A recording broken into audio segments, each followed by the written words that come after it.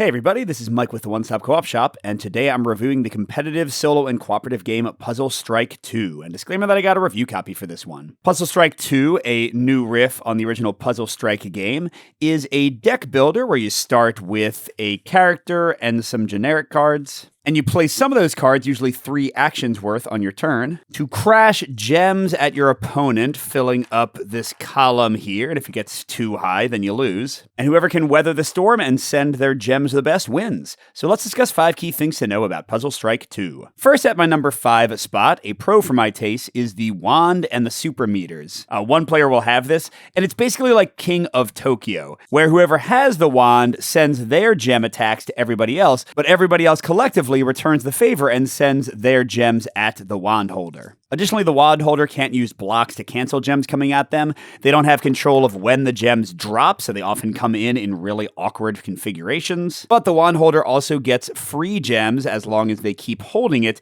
in their super meters, giving them awesome powers if they survive long enough. But they can also, kind of like giving up Tokyo, pass the wand to somebody else to return the favor to them of getting targeted by everybody. So it's a fun mechanic. It adds some tension. It forces you to keep attacking, otherwise you let the wand holder get too much of an advantage. Though I will note it's at its best with 3 or 4 players. With 2, you just tend to kind of pass it back and forth, and in solo co-op, it's not even used. Next, my number 4 point is that solo co-op mode, and this is a mix for my taste. On the positive side, how the collective opponent works is really smooth. They'll have a certain number of cards called power. You can change that based on difficulty, and each turn they're going to block some gems automatically based on their power. They're going to attack based on their power. And also, a lot of their actions are based on the cards that are in the market, so you can strategically take care of things to deny them certain bonuses. But on the negative side, some card effects and character powers don't work against them, so it does limit your play a little bit. And there is a lot of swinginess for which actions they get, which powers they get from card flips in the market. So some games will be a pretty easy win, and some will be just impossible. Next at number 3 is the character variety and the deck building from the market, and this is a mix for my taste. On the positive side, each of the 10 characters has pretty unique mechanics.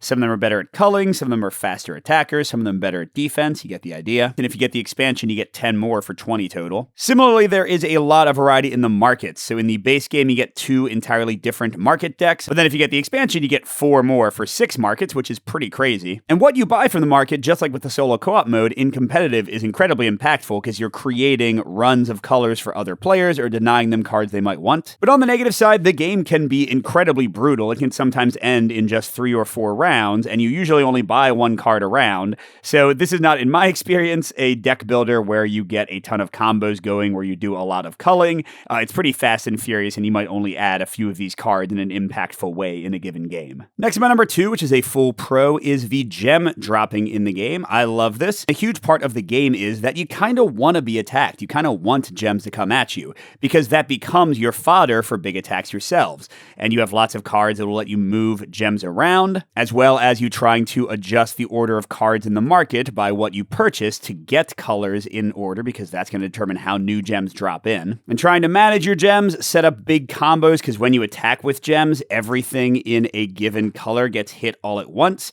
That's a ton of fun. And also, the game has a really great risk-reward element, because the higher your gems are, the closer you are to that instant loss if you end your turn with 11 or more. But also, you get to draw more cards at the end of your turn based on how high you let your gems go. Also, when you attack, you get bigger bonuses if your gems are higher. So the game really encourages you to live on the edge, and it can be quite exciting, especially when you get a big combo and slam your opponent with gems. Finally, my number 1 point, the most important thing to know about the game, are the actual actions you take on your turn and the combos you can build. Generally speaking, you have 5 cards in your hand each round, although you can get more from your gem pile being large, and you have 3 actions. So this is one of those deck builders where you don't play every card in your hand. You have to actually carefully consider what you want to do. Do you want to block? Do you want to draw? Do you want to move around your gems? Do you want to attack this turn? And of course, as you get more market cards, that becomes more interesting. As you draw more cards from your gem pile being high, that becomes really fun. And then as the game goes along, without somebody winning, you'll get these anti-ups, which give you extra actions every single turn to play more things with and get bigger combos. And speaking of combos, when you get enough gems of a given color crash, you get a huge bonus from a super move going off. And yeah, few things are as exciting as having a ginormous number of gems coming at you and playing just the right combo of things to turn it around, defend yourself, and shoot them back at your opponent. It's just great. So overall, you might want to check out Puzzle Strike 2 if you enjoy deck builders, especially really tense and fast-paced deck builders.